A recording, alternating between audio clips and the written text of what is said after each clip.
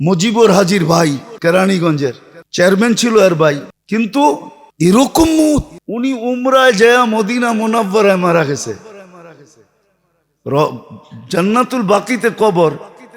কিন্তু এখনো কেরানীগঞ্জের আলেমদের যুগ বিয়োগ মিলে না যে এই লোকটা উমরা করতে যায়া এহরাম পরা অবস্থায় মদিনা মুনাব্বরায় কি করে মারা গেল। আল্লাহর রসুল যখন জন্ম নেয় মাত্র কয়েক মিনিট, আম্মাজান যখন সেজদার পরে যখন উঠা বসছেন, তো আম্মাজান দৌড়ে যায় কোলে নিছেন। এর আগে শত কাহিনী ঘটে গেছে, দুনিয়ায় আসার আগে শত কাহিনী ঘটে গেছে। যখন আসতেছিলেন তখনও কাহিনী ঘটতে ঘটতে গটাইতে গটাইতে আসতেছিলেন, কেননা দোজাহানের বাদশাহ আসতেছে, ঠিক না? কি আমেরিকার প্রেসিডেন্ট আসতে থাকলে বা ঢাকাতে 3 মাস আগের থেকে চেকিং শুরু হয়, ঠিক না? ওনাদের ঘুম হারাম হয়ে যায়, কেন আমেরিকার প্রেসিডেন্ট আসবে, কোনো অপ্রীতিকর ঘটনা ঘটে না যায়। তো দুনিয়ার বাদশাহ আসতেছে, সৃষ্টির সর্দার আসতেছে দুনিয়ায়, হাজারো ঘটনা ঘটা, এটাই স্বাভাবিক, ঠিক না? তো আসার পরে মাত্র রাখছেন, আম্মাজান কোলে নিছেন, তো ঘরের ছাদ ফেটে গেছে, কুয়াশা ঢুকতে শুরু করছে, উপর থেকে আওয়াজ আসছে, গায়েব করো, সমগ্র জগৎ ঘুরায় নিয়ে আসো। কি হয়, অনেক সময় হয়, দেখবেন নতুন জামাই হইলে আত্মীয় স্বজনের বাড়ি, বন্ধু মহলে সব জায়গায় নিয়ে যায়, ঠিক না? পরিচয় করায় দেয়, কি আমার জামাই, মেয়ের জামাই, ঠিক না? তো আল্লাহ 2 মিনিটের ভিতরে নিয়ে গেছেন সমগ্র জগৎ ঘুরায় দেখাইতে। ওনাকে না, জগৎকে দেখাইতে নিছেন যে আমি বন্ধু কেমন বানাইলাম দেখো। কিন্তু এটা তো আল্লাহ রসুলের জানা ছিল যে জন্মে নেওয়ার সাথে সাথে অনেক সময় হয়, বিয়ের আগে যদি জামাইয়ের সাথে পরিচয় হয়, তো বিয়ের আগে সবাইকে দেখায়া চয়েস করে। আমাদের দেশে প্রবাদ বাক্য আছে, তখন সাংসারিক জীবনে মাঝে মাঝে স্বামীও বলে, বেশি কথা কয়ো না, তোমার বাবা কিন্তু আমারে বাজারে উঠায় চয়েস করছে। মনে হয় বুঝাইতে পারি না, বেশি কথা বলো না, তোমার বাবা কিন্তু আমাকে বাজারে উঠায়া চয়েস করছে। বাজারে উঠায়া বোঝেন, সবাই দেখায়া তারপরে চয়েস করছে আমাদের। বেশি কথা বললো না। আল্লাহ রসুলকে সমগ্র জগৎ ঘুরাইতে নিয়ে গেছেন, সমগ্র জগৎকে দেখাইতে নিয়ে গেছেন। কিন্তু যখন প্রাপ্ত বয়স্ক হয়েছেন, তো ওনার মনেও জাগছে সব জগৎ তো আমারে, সব জগৎকে তো আমারে দেখাইলো, কিন্তু আমি তো দেখি নাই। আল্লাহ মেরাজ এই জন্য করছেন, বন্ধুর সবাই তো দেখছে, আপনি তো দেখেন না, চলেন উঠে আসেন, দেখেন আমি কি বানাইছি দেখেন। এই জন্য মেরাজ,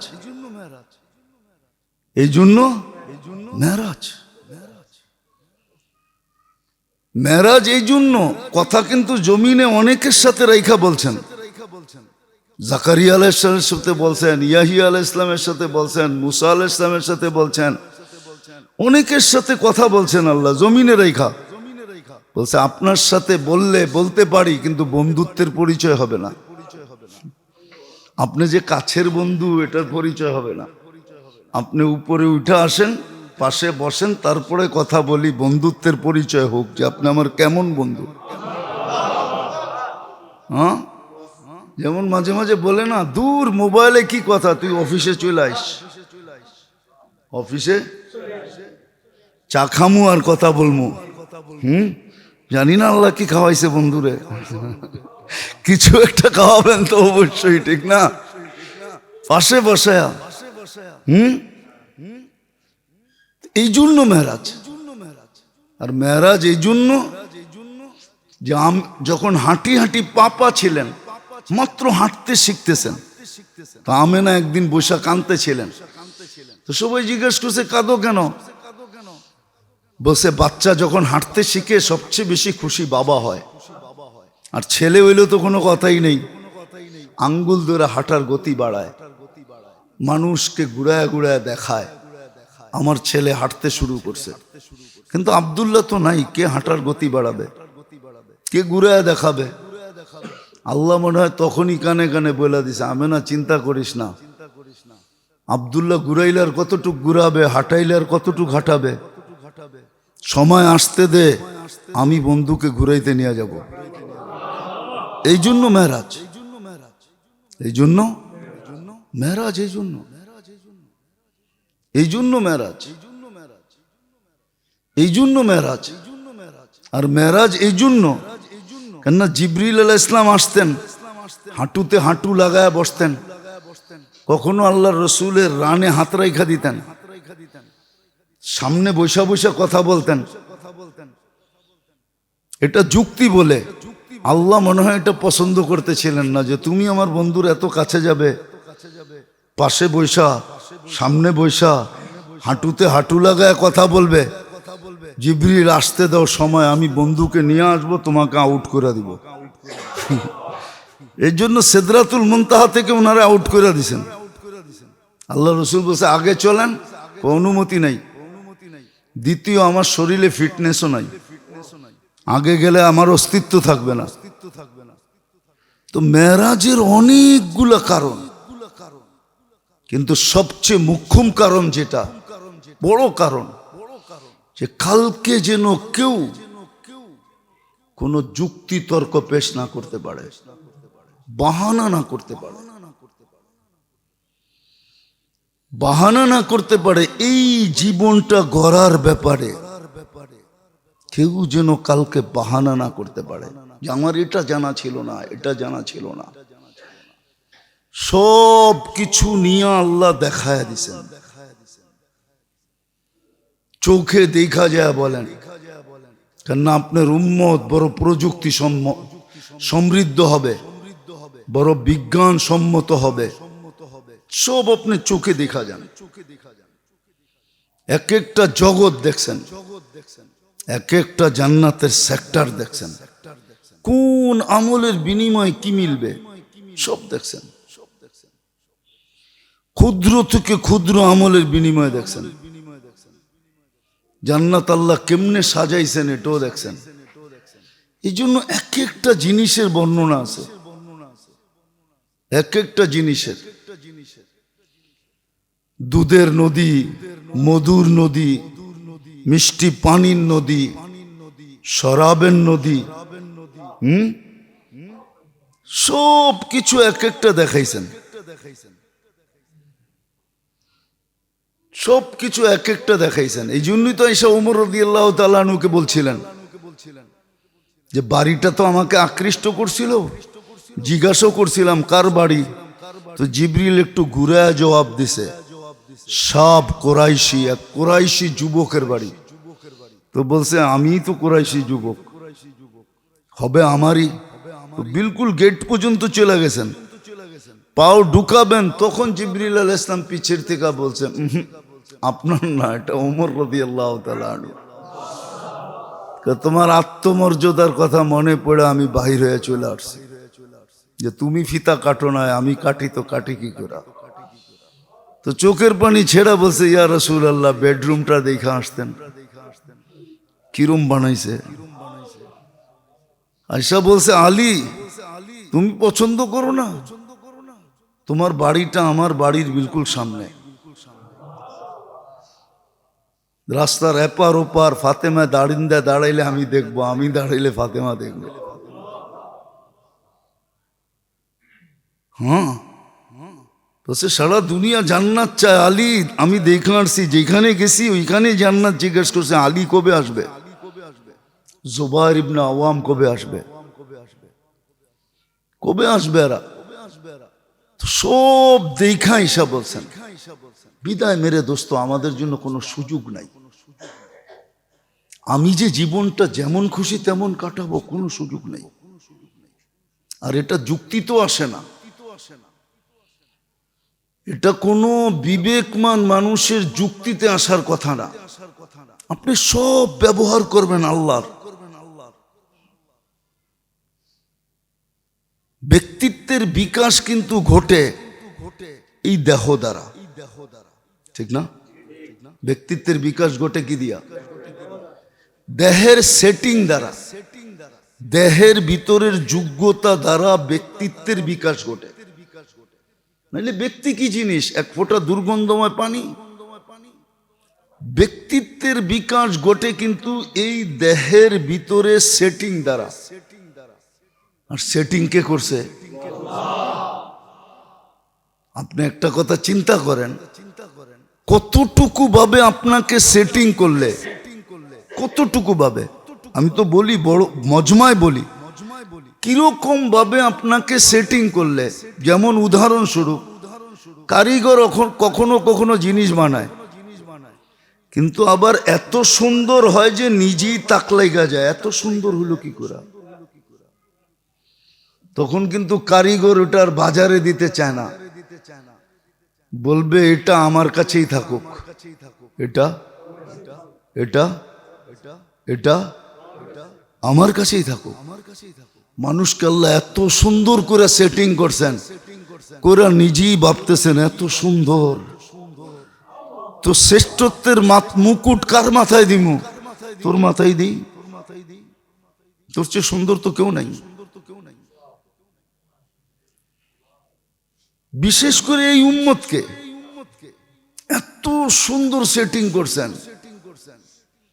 তো কইরা কোরআনের এক আয়াত ইঙ্গিত দিতেছে যে এটা আবার কার জন্য দিমু? সুহাদা আলা নাস, আমার জন্যই রেখা দিলাম।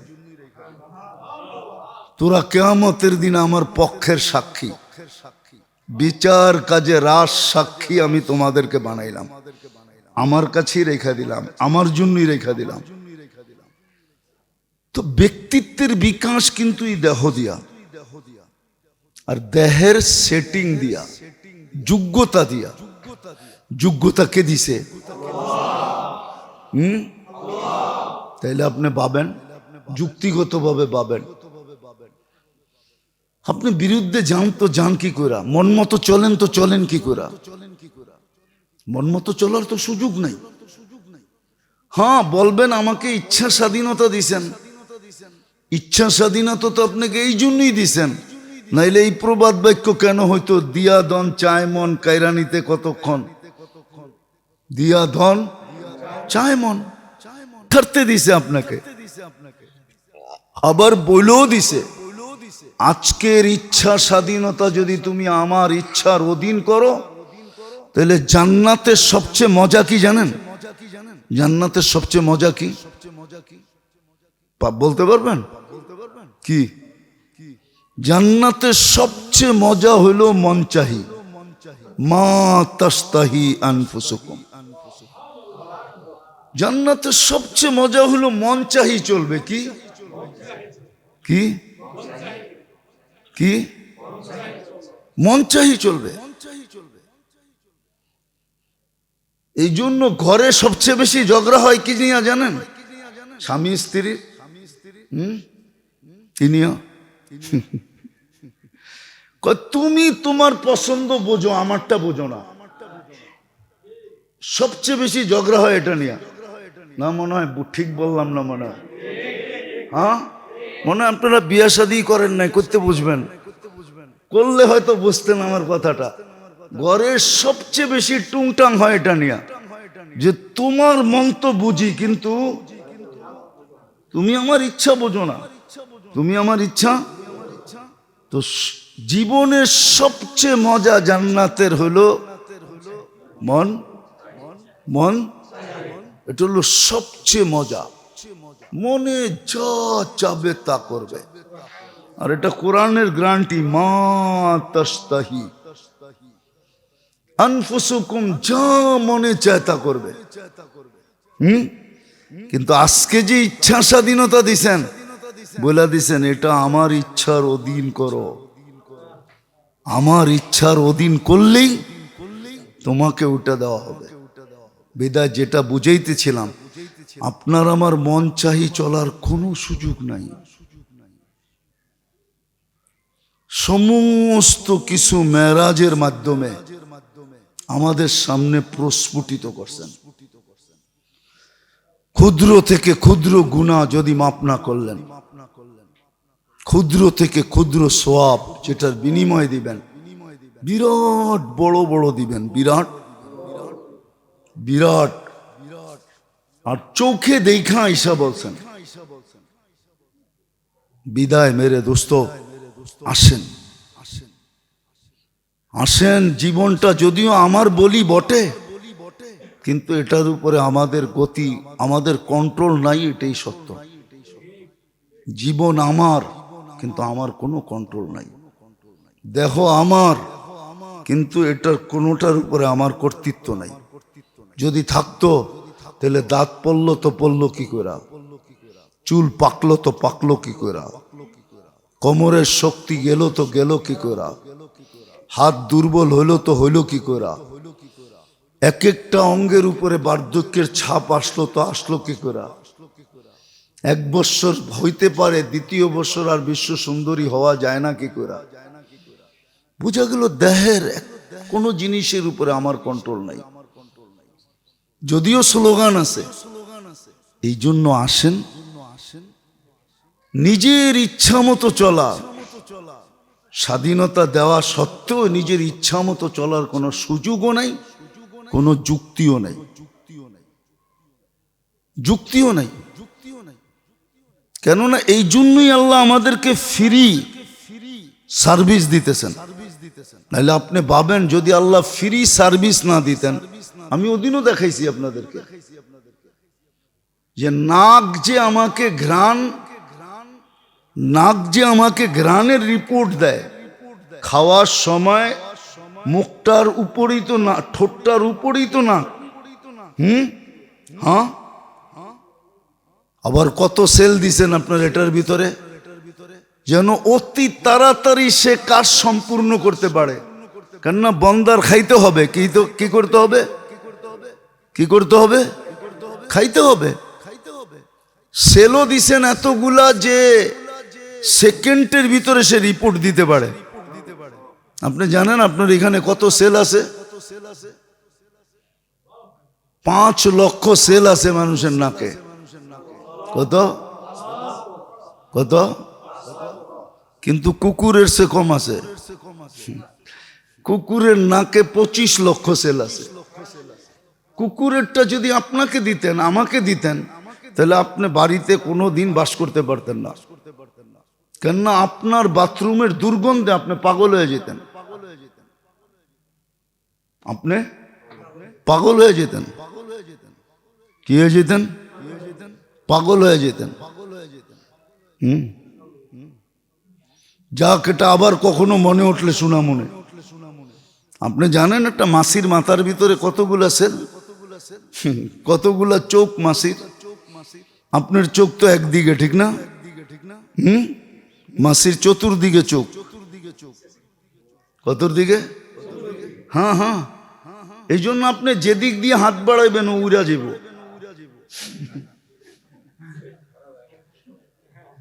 হ্যাঁ, আচ্ছা বলেন তো, একটা গাড়ি যখন চলে 200 মাইল গতিতে, তো গ্লাস কেন বন্ধ থাকে?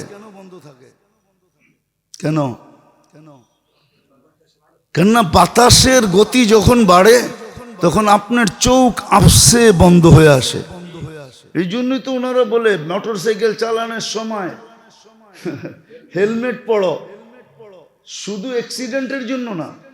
তুমি যখন গতি দিবে তো বাতাসের গতিতে হইতে পারে তোমার চোখ এলোমেলো হয়ে যাবে। কিন্তু একটা শাহিন, শাহিন চিনেন? শাহিন চিনেন না? কি শাহিন চিনেন না? কই কি? আরে বাজ না, বাজের থেকে বড় যেটা। দেখেন না আমাকে বিমান বাহিনীতে লেখা শাহিন, মনে হয় যান নাই কোনোদিন ওদিকে কর্মীটোলার দিকে। শাহিন বড় একটা আঁকা আছে দেখবেন, ওটার নিচে লেখা আছে শাহিন। যেটারে ঈগল পাখি বলে, বড়টা। ওটা যখন ছো মারে মাছ নেয়, ছো মারে তখন তার গতি থাকে কত জানেন?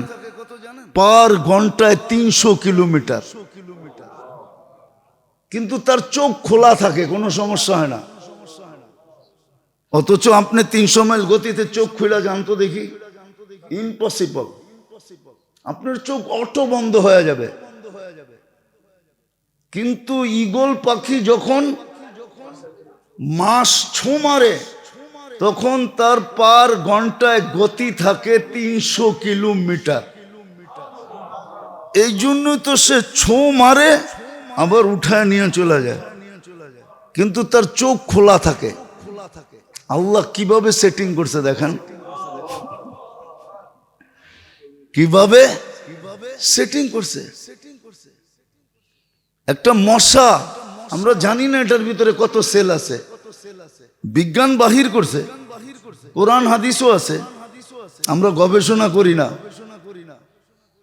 তো যেটা বলতেছিলাম যে আল্লাহ আপনাকে, ওই দিন বলতেছিলাম যে যদি প্রযুক্তি দিয়ে আপনাকে ঘ্রাণ